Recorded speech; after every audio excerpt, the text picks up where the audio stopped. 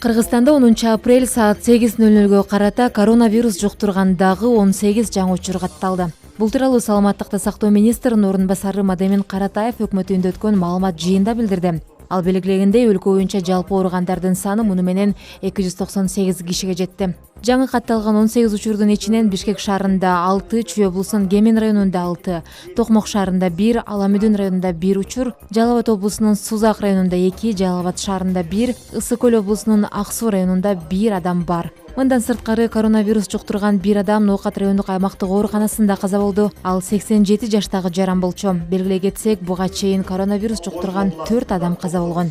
Премьер-министр Мухаммедкалый Абылгазиев экономикалык ишмердүүлүктү калыбына келтирүү маселеси боюнча кеңешме өткөрүп, ишкерликти колдоонун кошумча чараларын иштеп чыгууну тапшырды.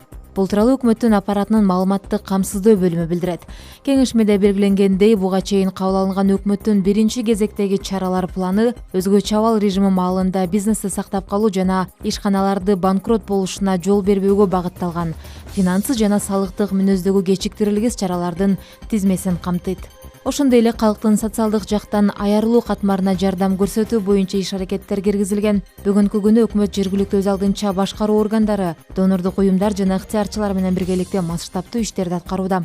Муну менен бирге премьер-министр баса белгилегендей, экономикалык активдүүлүктү жандандыруу үчүн бизнести кошумча колдоо жана экономиканы узак мөөнөттүү жана арзан насиялык ресурстар менен камсыздоо зарыл.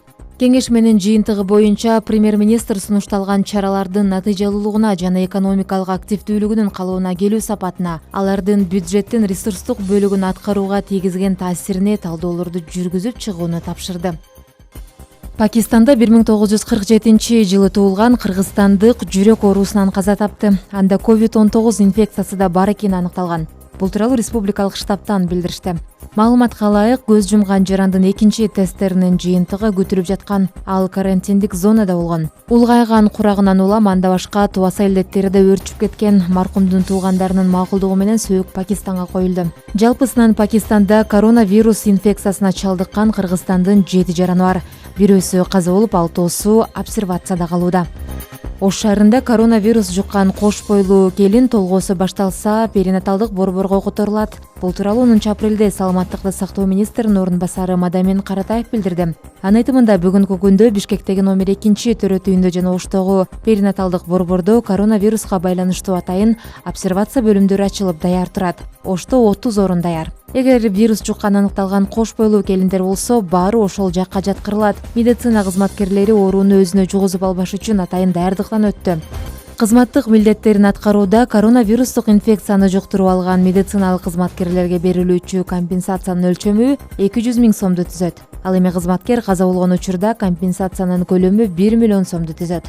Бул туурасында республикалык ыкчам штабтын жыйынын жүрүшүндө биринчи вице-премьер-министр Кубатбек Боронов билдирди. Белгиленгендей, учурда врачтарга жана медициналык кызматкерлерге компенсациялык төлөмдөр берилүүдө. Тийиштүү органдарга финансылык каражаттарды өз мөөнөтүндө жана толук көлөмдө төлөп берүүсү тапшырылды.